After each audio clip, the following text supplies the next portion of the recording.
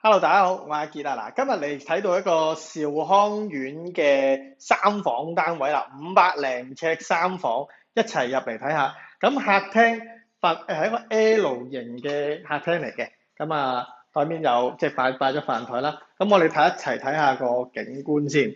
嗱，咁廳景咧就望住屋苑嘅內園嗱，呢度前頭少少呢度咧就望到西鐵站嗰個位嘅，係啦，即係個輕鐵一轉咗入去落個位啦。係啦，咁我哋睇下個客廳位置，咁闊落、實際、實用，係啦，咁一齊嚟望埋嗱，最三房啦，兆康苑呢啲居屋咧，三房比較少啲嘅，咁我哋而家好似係睇呢一個嘅房間咁樣啦，可以擺到張6尺乘4尺到嘅雙人床，再可以一 set 嘅衣櫃擺得晒，係啦，我係業主做埋掛牆電視添，識彈啊，OK。另外嗱，細中間房係啦，咁一樣。如果你話6尺床呢啲標距空間係完全冇乜問題嘅。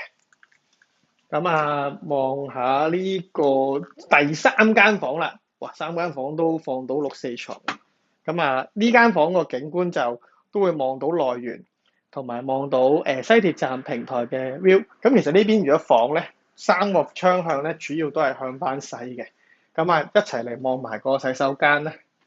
洗手間裝修都有翻新過，但係換咗熱水爐啦，見到都上面好醒目啊，仲有啲櫃喺上面，好靚呢個屋企又覺得幾好，係啦。空間算實用嘅，500零尺，唔算話好大嘅三房，但係勝在房多，因為如果你話兆康苑呢邊咧，就冇嗰啲叫做套房間隔嘅，係啦。入嚟望埋個廚房先，廚房門佢拆咗啦，冇咗廚房門。呢個位正常擺雪櫃嗰啲啦。